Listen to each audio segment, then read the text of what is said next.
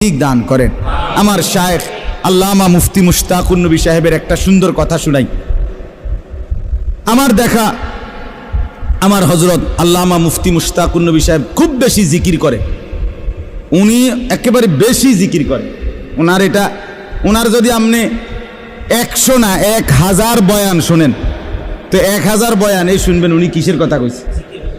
বয়ানও করে জিকির, নিজেও করে জিকির। আমি মনে করেন কুমিল্লা থেকে সিলেট হুজুরের সাথে 6 ঘন্টার সফর অনেকবার গেছি হুজুরে গাড়িতে করে। আমার গায়ে হেলান দিয়া হুজুরে শুইছে, মনে করেন আমি দেখছি শুইয়া লাইছে, ঘুমায়ে পড়ছে। যতবার ড্রাইভার মাসুদ ভাই গাড়ি কোনো কারণে ব্রেক করে সাথে সাথে নড়ে ওঠে না, এই নড়লেই দেখি উনার মুখ দিয়া লা হাওলা ওয়ালা কুওয়াতা ইল্লা বিল্লাহ সুবহানাল্লাহ কোনো না কোনো একটা তাসবিহ পড়ে। তবে এটা না দেখলাম ঘুমায়।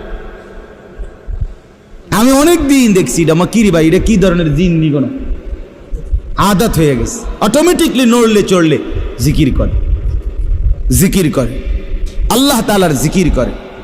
এই যে জিকির, এই জিকিরের ভীষণ পরিমাণ অভ্যস্ততার কারণে তো হযরতের মধ্যে একটা জিনিস আমি শুধু এটা বলার জন্য একদিন বহুবার বলছে, অনেক সময় বলে কয় যে আমি যখন ঘর থেকে বের হই, শুনতেছেন হুজুর বলেন, আমি যখন ঘর থেকে বের হই তখন আমি আমার আল্লাহর কাছে বলি, আল্লাহ এই আমার 2টা চোখ, এখন আমি রাস্তায় বের হচ্ছি, এই 2 চোখে যদি রাস্তার কোনো বালু খড়কুটা এরকম কিছু আইসা যদি পড়ে তাইলে আমার চোখের ভীষণ ক্ষতি হবে, জাহিরি ক্ষতি, বাহ্যিক ক্ষতি হবে চোখের, ঠিক কি না বলেন না?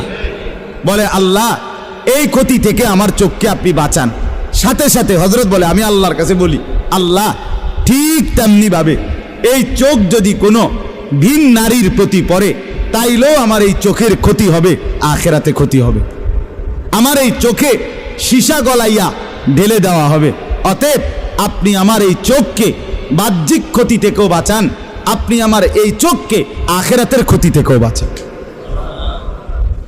হুজুর বলেন কয় এই দোয়ার বরকতে, আল্লাহ তাআলার জিকিরের বরকতে কয় হাজারো ঘন্টা রাস্তায় চলার পরেও আমার কাছে রাস্তায় নজর কোনো দিকে তাকাইলেও গাছ আর মানুষ একই রকম মনে হয়।